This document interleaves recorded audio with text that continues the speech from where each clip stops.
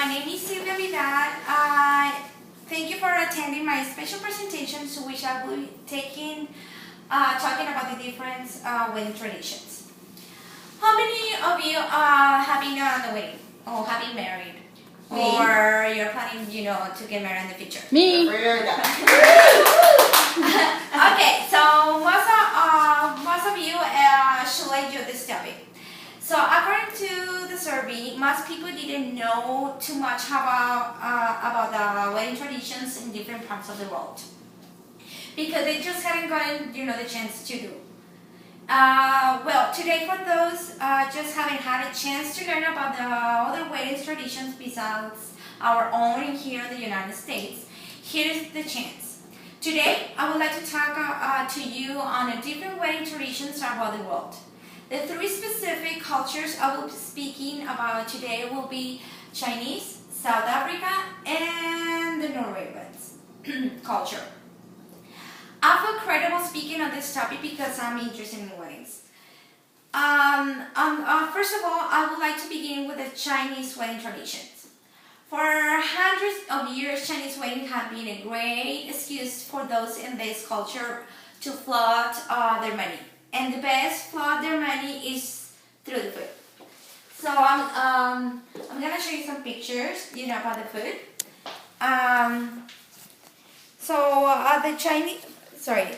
The Chinese people sometimes they spend $100 for each person. So just imagine if they invite 50 persons. So if you multiply 50 times 100, so just for the food it's gonna cost 50,000 all together. After the guests are full of food from their 10 courses dinners, the traditions for the guests is to accompany the bride and the groom on the performance on the dance floor for the line dance. I'm gonna show you some pictures also, just to know about the dance that have very powerful meaning. And so there's another picture. So sometimes it means that somewhat dark and scary, as everyone warns of the evil spirits of the bride and the groom enter the first chapter in your life. Lastly, the wedding tradition, there is a very odd thing that gets towards at the end of the night. When things start to wind down, family and friends follow the bride and groom to their honeymoon suites, taunting them for as long as they can before the bride and groom beg for their own privacy. The next we can travel to the continent of Africa, where we can find a very unique wedding traditions that we are probably very unfamiliar. Starting with a non-human to human, wedding practice. Some African or even, Indians cultures force some women to marry animals.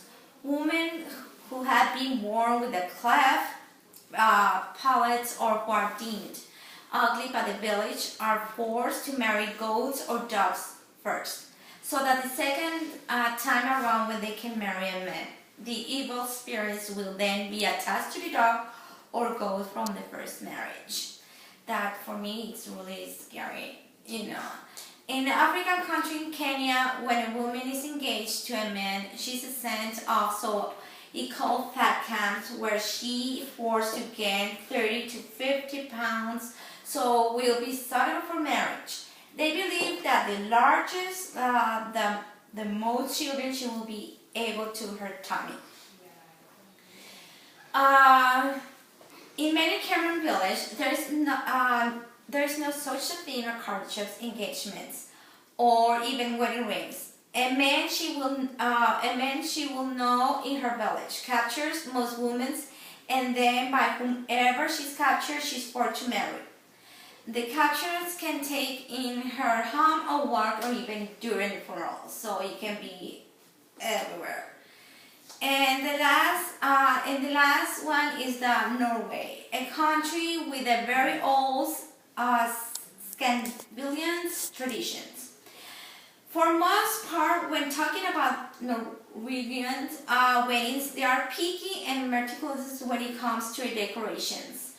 Actually, they believe that their weddings, real flowers symbolize dirt and nurture. So no real flowers are allowed besides the altar. So they tissue papers, called flowers and symbolize wealth, and they didn't need to pick up the flowers from their gardens, so that they could afford to buy fake ones.